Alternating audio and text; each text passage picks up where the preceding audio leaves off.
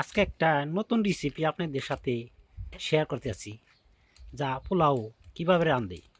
অনেকে জানেন না কি পরিমাণ পানি লাগে, কি পরিমাণে চাইলে কি পরিমাণ পানি দিতে হয়। তা আজকে এই ভিডিওটির মধ্যে আপনাদের দেখাবো। আপনারা তো দেখছেনই কি কি দিছি, মশলা, সব মশলা দিয়ে প্রথম আমি জাল তুলে দিয়ে নিছি। তারপরে চালটা ভালো করে ধুয়ে চাল ওই একসাথে আমি দিয়ে দিছি, আপনারা দেখছেন ভিডিওর মধ্যে।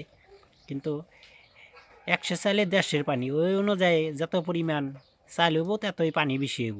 এটুকু আপনাদের ভিডিওর মধ্যে খেয়াল করতে হবে।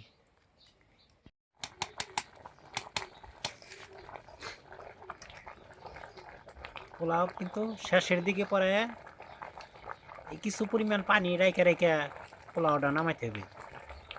দেখেন কি পরিমাণ পানি রেখে নামাইতেছে।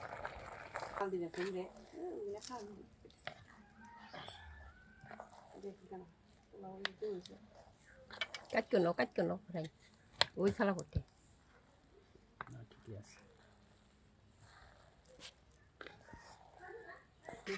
এটা আস্তে আস্তে কিছুক্ষণ পরে আটটু শক্ত হইব, বাতরা জর্জর আইব। পোলাওটা সাদা পোলাও, এটার নাম। ভিডিও আমার এই পর্যন্ত শেষ। আবার আগামী নতুন ভিডিও নিয়ে আপনাদের কাছে আসবো।